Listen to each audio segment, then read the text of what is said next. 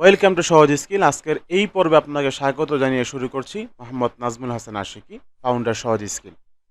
আজকে আমরা শিখব সি প্রোগ্রামিংয়ে কমেন্ট সম্পর্কে। কমেন্ট আসলে কি? আপনি যখনই কোনো একটা প্রোগ্রাম করবেন, সি প্রোগ্রামিংয়ের জন্য প্রোগ্রাম করবেন, তখন এখানে আপনার প্রোগ্রামটা যখন অনেক বড় হবে, তখন আপনি কোন পার্টটা কোন কারণে করছেন এইটাকে আপনি চাইলে একটা কমেন্ট আকারে মন্তব্য লিখে রাখতে পারেন, যেন আপনি পরবর্তীতে এই প্রোগ্রামটা দেখা মাত্রই বলতে পারেন যে আপনি এই সেকশনটা আসলে ক্যান করছেন এবং এই জায়গায় আপনি কি কাজ করছেন। কিংবা আপনার প্রোগ্রামটা অন্য কারো কাছে যখন আপনি হ্যান্ড ওভার করবেন, তখন সেই জন্য প্রোগ্রামটা দেখলেই বলতে পারে এটা আসলে ক্যান করা হয়েছে।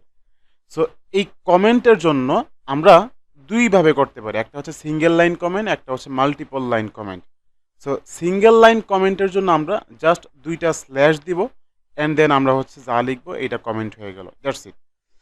তবে আমরা যদি মাল্টিপল লাইন কমেন্ট করতে চাই, তাহলে খেয়াল করুন এগুলি কিন্তু আমাদের মেইন টেক্সটের মধ্যে চলে আসলো। এখন আমরা যদি এগুলি কমেন্টের মধ্যে না নেই, তাহলে আমাদের প্রোগ্রামটা একটা ভুল চলে আসবে, এই হচ্ছে আমাদের এরর চলে আসছে।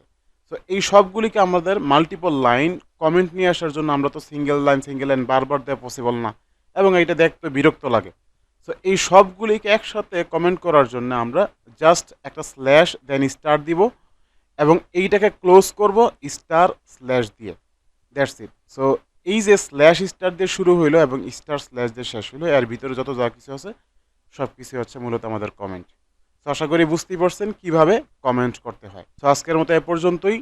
আপনারা সুস্থ থাকুন, ভালো থাকুন, এই কামনায় বিদায় নিচ্ছি। তবে আপনি যদি আমাদের চ্যানেলে নতুন হয়ে থাকেন, তবে এখনই চ্যানেলটিকে সাবস্ক্রাইব করে দিন এবং লাইক কমেন্ট করে আমাদের পাশেই থাকুন। আপনার প্রতিটি লাইক এবং কমেন্ট আমাদেরকে অনেক মোটিভেট করে পরবর্তীতে আরও নতুন নতুন ভিডিও তৈরি করতে।